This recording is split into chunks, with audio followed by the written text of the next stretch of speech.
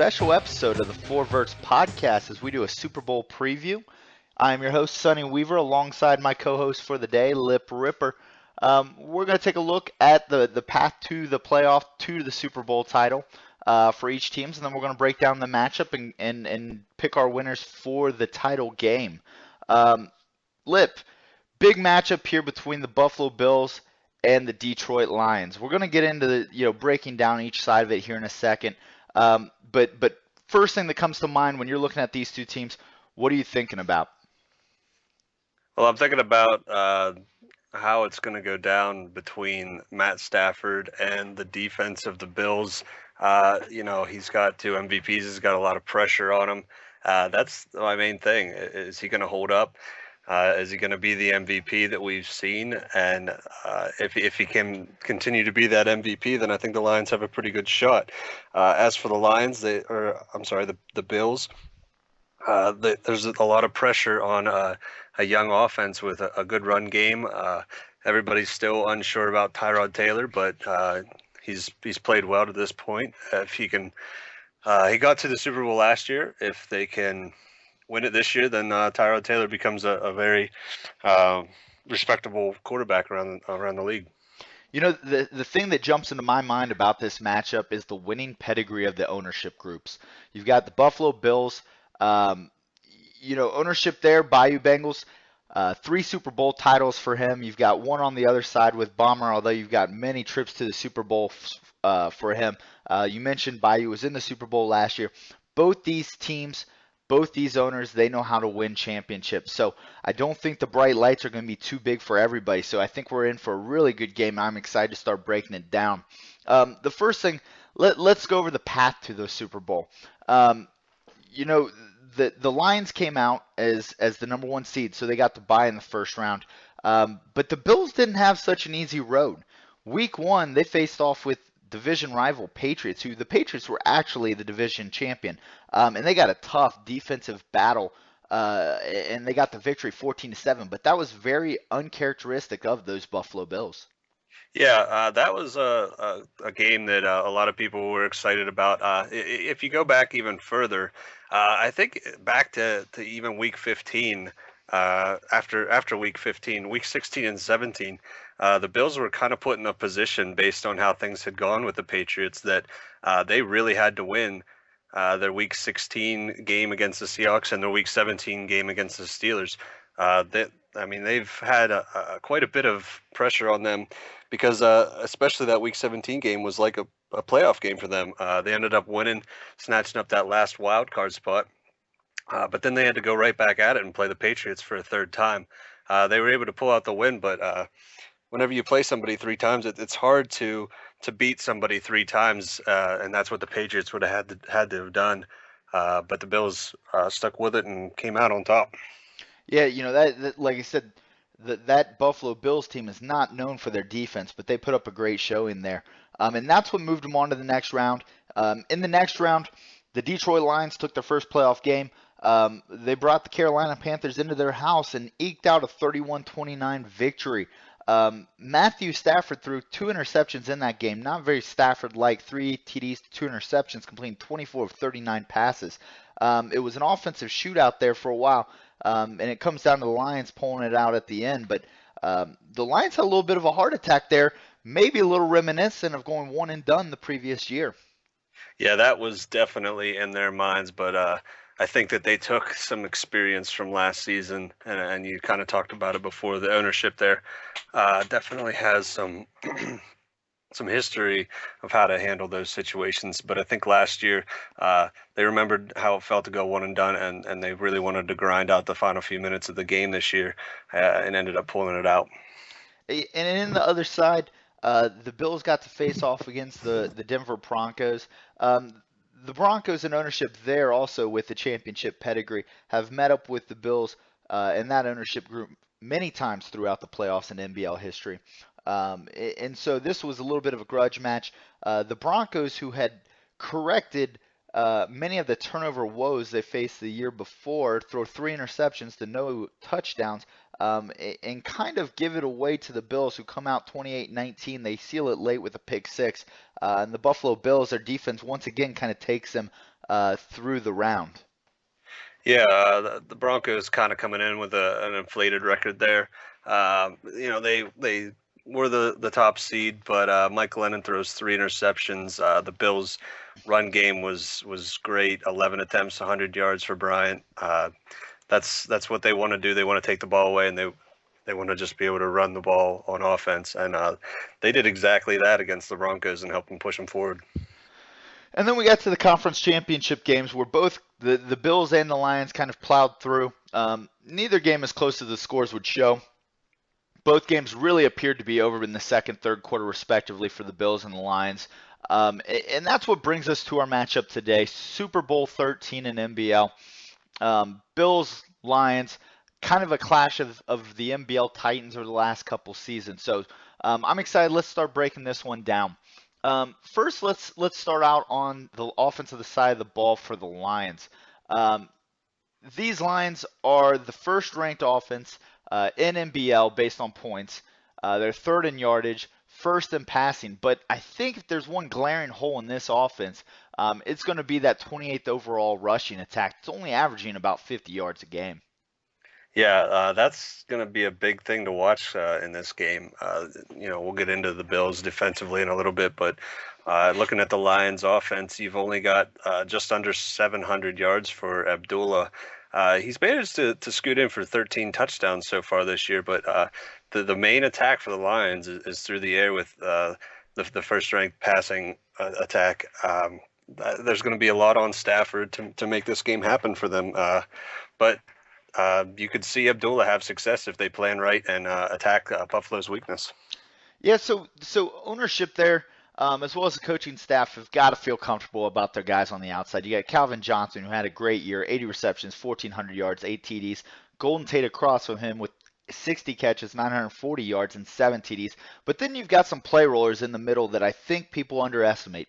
Corey Fuller sitting in the slot, had 47 catches this year for almost 900 yards, 5 TDs, averaging close to 19 yards a catch. I think Fuller could be a big part of this game plan as they try to exploit the middle of that field. And then you also look to the tight end Eric Ebron with 43 catches for 649 yards and another 7 TDs. So, Buffalo's going to have to make some choices early on in this game. Or are they going to focus on the outside guys, or are they going to shade guys to the middle? It's going to be a little bit of a chess match to see what they're going to be able to do to stop this just high-octane passing attack. Yeah, if you go back to the beginning of the season, week 1 or 2, you saw Corey Fuller was a big part of moving the ball downfield against one of our broadcast games, Lions against the Falcons.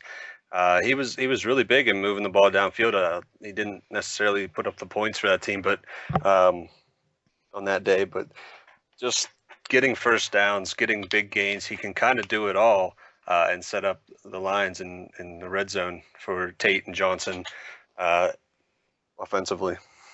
So let's go to the other side of the ball in the Buffalo Bills.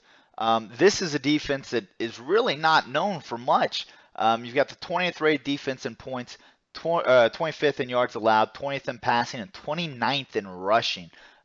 This is a defense that really has left this team high and dry most of the season, but has come up quite big in the playoffs so far. So it'll be interesting to see how it continues. Kind of the player to watch when I look at this roster is Aaron Williams, the strong safety. He leads the team in tackles, but also leads the team in interceptions with 6. So he's going to be a big playmaker and somebody you're going to have to keep an eye on, as we talked about exploiting the middle of the field with Fuller and Ebron. Williams could be the guy that Stafford is going to have to key off for the entire game and kind of get away from him when he's trying to make his reads. Yeah, I think that defensively the Bills are going to have to figure out how to stop the pass. I think Gilmore is going to have to step up and play up to Calvin's level if they want to have success defensively. Their 29th ranked rush defense, a lot of people would look at that and say that might cause some issues. But whenever you go on the other side and look at the Lions rushing attack, it's a matchup that you would like to see the Lions be able to attack, but you're not sure if they're going to be able to. But there's going to be some matchups between this offense and this defense that are going to be pretty entertaining for everybody. Yeah, it's interesting you bring up the running attack. If I'm the Bills, I'm thinking I'm going to put 4 down linemen out there. and then I'm going to flood the field with just cornerbacks, and I'm going to let the Lions try to beat me on the ground. I don't have a great run defense, and if they really were going to go for it anyways, I'm probably not going to be able to stop it. But if I can get the Lions to continue passing, even with a crowded secondary, you may be able to force some turnovers. Because really, when you look at this Bills defense, it's built to do two things. It's built to get turnovers, and it's built to get to the quarterback. Marcel Darius, Jerry Hughes, Manny Lawson, Mario Williams, Kyle Williams. You've got guys that can get to the quarterback, and you got guys that can force interceptions. So if I'm the Bills, I'm setting up, and I'm just going to flood the secondary and make Stafford hand the ball off to Amir Abdallah. And if I'm going to lose, I'm going to lose based on that running game. Yeah, I think that's the strategy and the approach that you have to take if you're the Bills. You know that the Lions are going to come out, and basically, no matter what you do, they're gonna be able to pass the ball if you try to stop that run game. So what you can do is really put out there a defense that can try to slow down or stop the passing game. And really say if you're gonna take it, you're gonna have to take it on the ground.